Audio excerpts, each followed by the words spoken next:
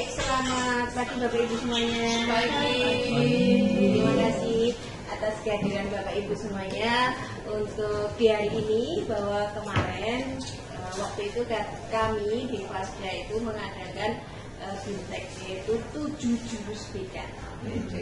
Dan kali ini Bapak Ibu saya akan mendefinisikan hanya satu jurus saja, yaitu jurus yang terakhir, yaitu menata situasi. Nah, menata situasi itu seperti apa Bapak Ibu? Yang intinya bahwa untuk menciptakan sekolah kita yang nyaman, aman, menyenangkan itu sangat dibutuhkan di sekolah kita. Agar apa? Agar murid-murid itu belajar dengan baik, belajar dengan senang, sehingga dia bisa nyaman berada di sekolah kita. Nah, tapi sebelumnya Bapak Ibu, kita akan menganalisis dulu kira-kira sekolah kita itu sudah aman dan nyaman belum buat anak-anak kita. Tinggi Bapak Ibu? Sudah Bapak Ibu? Sudah. Baik. Nah, untuk itu yang pertama itu adalah ancaman eksternal. Kira-kira di sekolah kita itu Bapak Ibu, itu ancaman eksternalnya itu apa saja? Misalnya itu bisa saja pengaruh geng remaja. Itu ada nggak Bapak Ibu di sekolah kita? Nggak ada ini.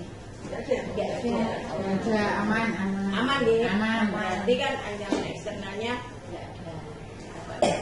Kalau ini Bu, konten kekerasan di media ada nggak Bapak Ibu? Tidak ada. Tidak nih. Berarti ancaman eksternalnya nggak ada. Oke, lanjut. Kalau ketidakharmonisan di rumah, biasanya kan anak-anak itu tidak banyak kasus ya, terutama di guru kita itu kan banyak kasus. Nah, itu kira-kira ada nggak yang berpengaruh Bapak Ibu, putra putri kita tidak berangkat sekolah karena masalah-masalah keluarga? Berapa ya? Nanti bisa dituliskan. Berarti untuk ancaman eksternal itu ada satu di Bapak Ibu di sekolah kita, yaitu tentang ketidakharmonisan di rumah yang menyebabkan anak-anak itu terhambat di pembelajarannya. Nah, yang kedua yang akan kita lihat itu yaitu tentang kelemahan internalnya Bapak Ibu. Nah, kelemahan internal itu yang dari dalam sekolah itu kira-kira ada nggak Bapak Ibu di sekolah kita? Contoh misalnya area sekolah yang minim pengawasan. Di sekolah kita kayak sudah ada CCTV ya, berarti sudah ada. Pojok sudah. Setiap pojok sudah. Sudah ya. Sudah ready. Sudah ready. Berarti kan itu sudah tidak ada ya. Yeah. Kalau untuk masih minimnya kegiatan pengembangan bakat minat, kayaknya sudah di ekstra itu ya. Sudah maksimal itu tiap hari. Selalu ada. Oke. Berarti kan tidak ada ya. Oke, lanjut. Kalau sistem pelaporan murid yang belum aman atau ramah itu loh, kalau yang di sekolah kita itu DTPPK itu, dan itu berjalan ya Bapak Ibu? Jalan. Oke, berarti untuk kelemahan tidak ada nih. Kita sistemnya sudah bagus. Lanjut kita menuju ke kapasitas Bapak Ibu. Nah, kapasitas itu yang diperkuat itu apa Bu? Contohnya pembelajaran interaktif sudah nih. Bapak Ibu kan sudah menerapkan pembelajaran secara interaktif di kelas masing-masing. Nah, ini juga sudah. Terus untuk ini Bapak Ibu, pembentukan berbagai klub berdasarkan minat bakat sudah di ekstra nih. Oke. Lalu layanan konseling yang mudah diakses kita sudah ada ya.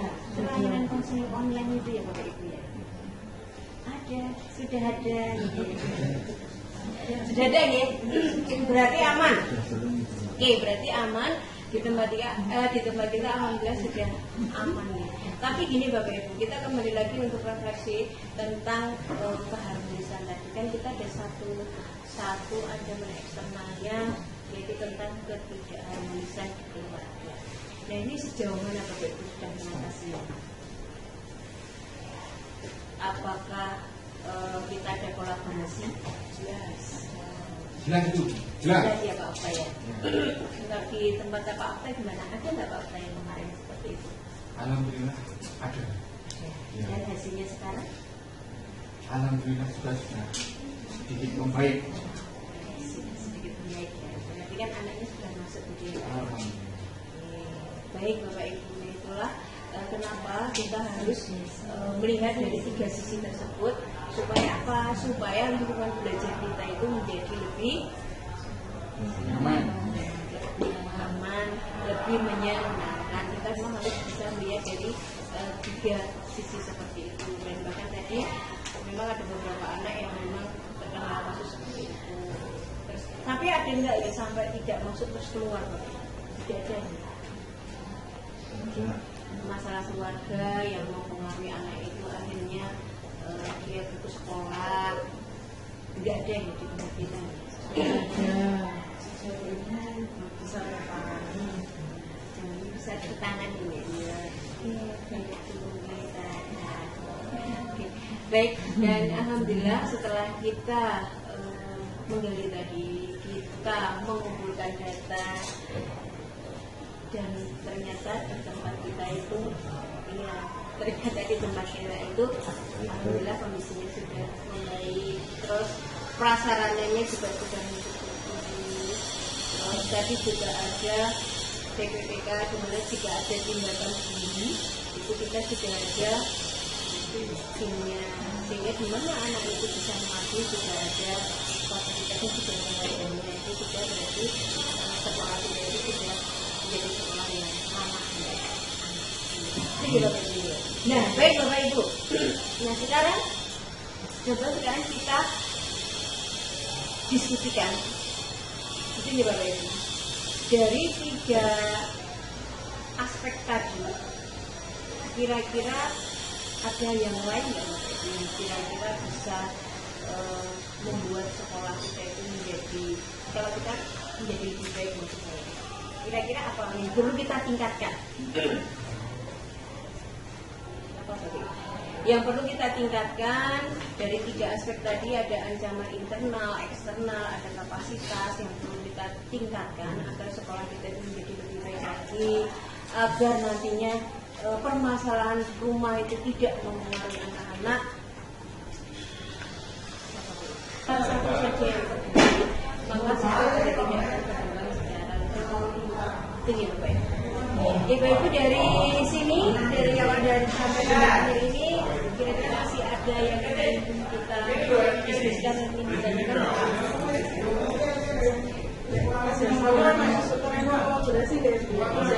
Iya, kolaborasi. Kalau kerjasama itu masih kolaborasi. Dimana kan kita itu tidak mungkin harus menyelesaikan masalah anak itu secara sendiri. Pasti kita ada kerjasama dengan guru kita, kerjasama dengan guru mapel, kerjasama juga dengan staf yang lain, seperti ada staf teknik juga, tentang administrasi dan sebagainya. Alhamdulillah Bapak Ibu, dan mereka kita sama-sama untuk menciptakan sekolah kita yang ramah, menyenangkan, tidak ada kekerasan, tidak ada bullying, ya, dan anak-anak lebih senang lagi untuk belajar di SMK. Ya, mungkin itu Bapak Ibu yang bisa saya sampaikan, dan bisa akan kita sambung lagi di pertemuan ke depan ya Bapak Ibu. Nah, untuk